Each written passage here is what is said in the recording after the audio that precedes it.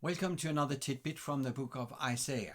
We are studying the wonders of an Old Testament prophet, a gospel prophet, and we have come to chapter 8. Now, let me remind you that chapter 8 follows chapter 1, 2, 3, and so on, including chapter 7. And it is important to understand chapter 8 in this context. In particular, chapters 7 to 12 belong together as a unit. But they do take up themes that have been mentioned previously.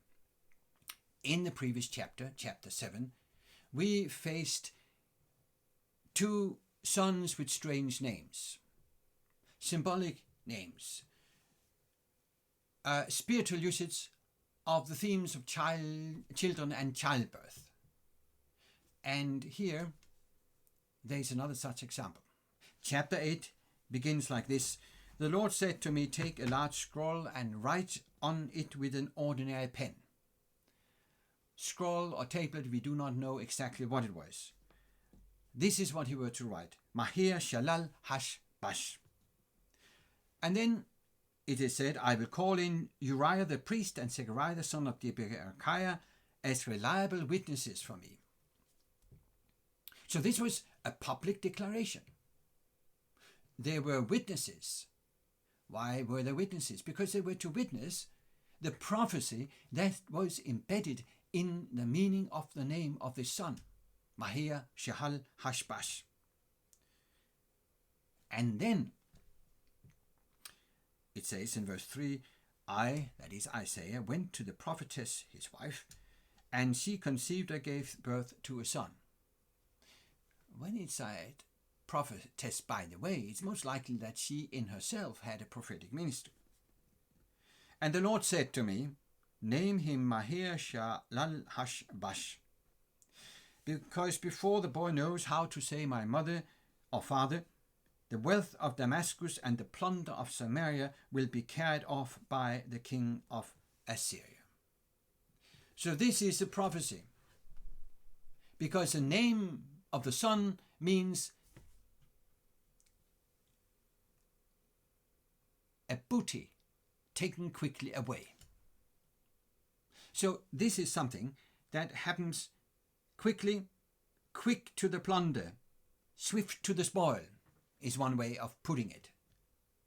This is written down before it happens, with witnesses who could testify later that the message of the prophet came to a fulfillment. And now comes a prophecy.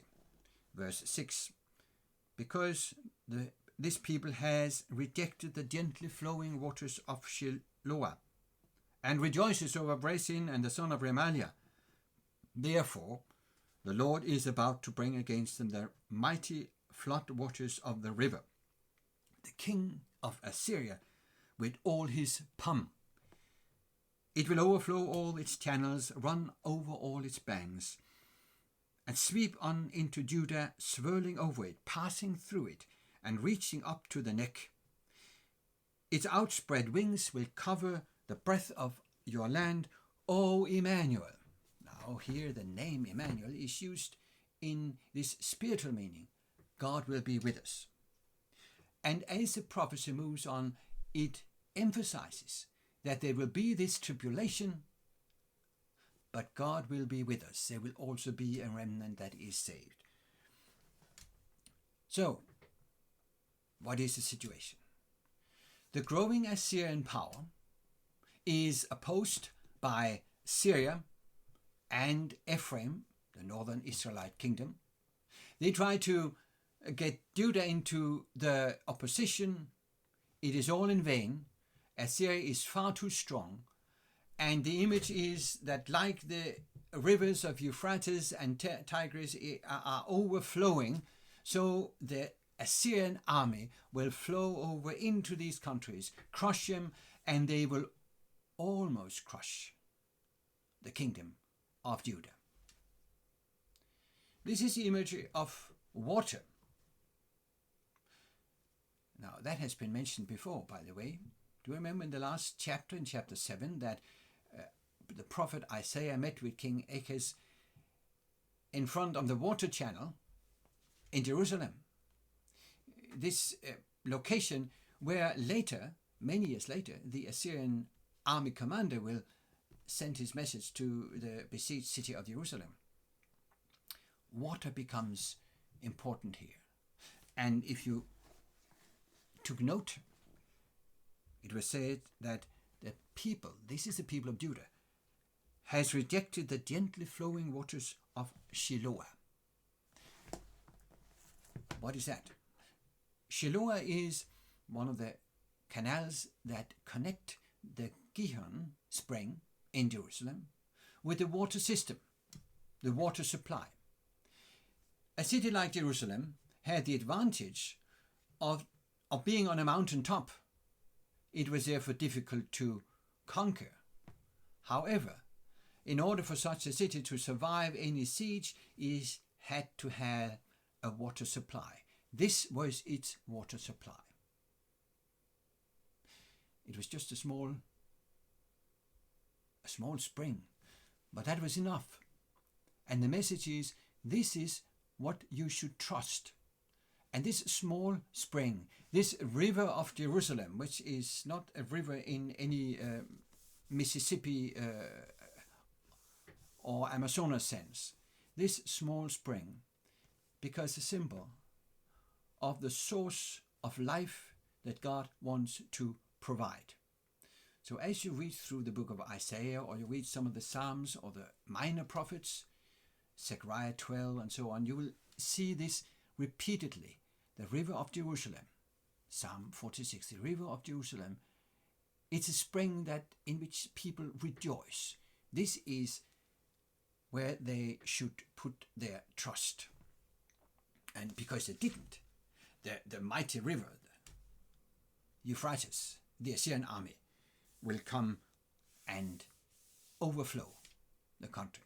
Now, it is interesting, by the way, that in this text there is a mixed metaphor, because you have the river, but you also have the river coming on outspread wings.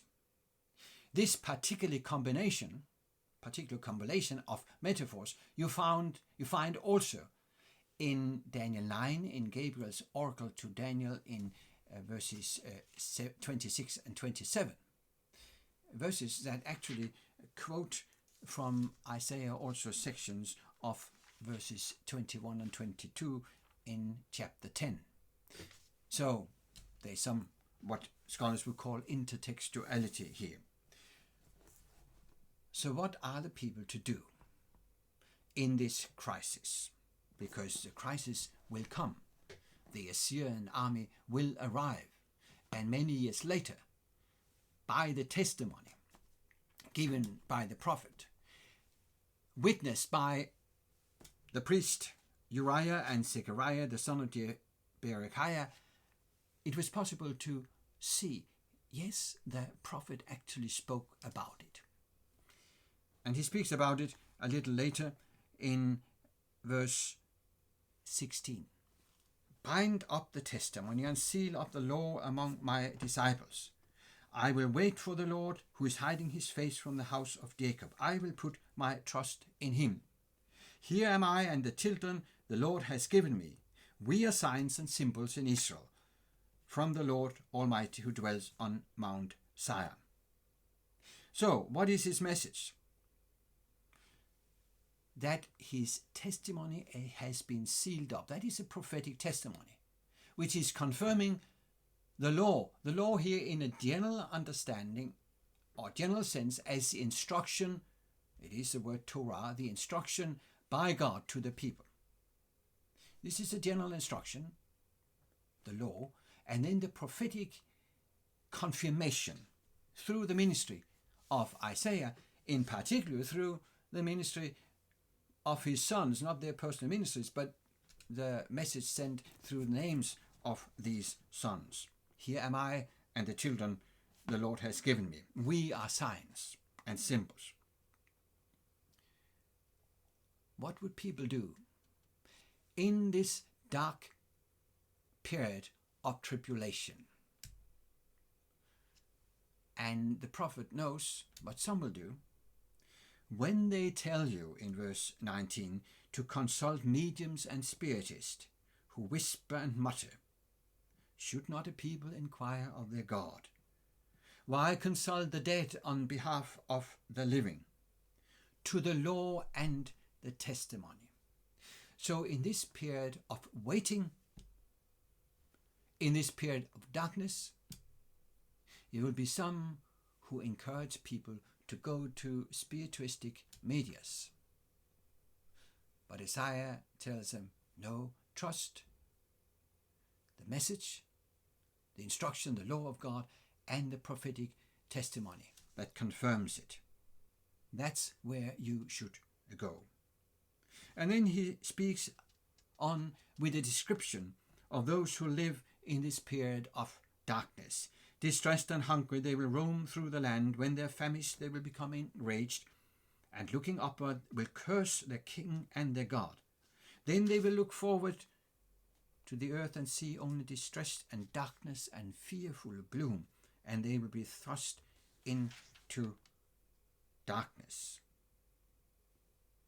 They are speaking, if they go to the spiritual mediums, they're speaking as if they have no light.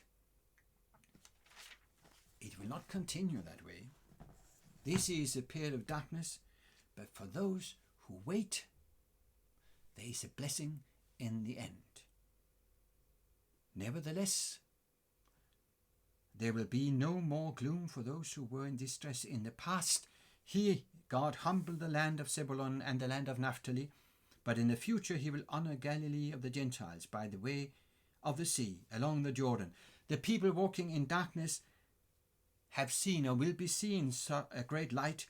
Those living in the land of the shadow of death, to those a light has dawned. But then we're actually moving into the tidbit for the next chapter and the next week's study. In chapter 8, the prophet continues using some of the main themes of the book: children, childhood, and childbirth. He introduces some themes that are of great importance for the book as we read on: the themes of water, and then he appeals to people in the context of a tribulation to come, to wait patiently, trust in the Lord, trust in the message of the Lord through the law and the testimony, and not go to any other source. And for those who wait and trust, there will be light, the light of Messiah. Welcome back as we continue next week with tidbits, opening up to chapter 9 and onwards in the book of the prophet Isaiah. I'm Dr. Paul Petersen. I hope to see you again.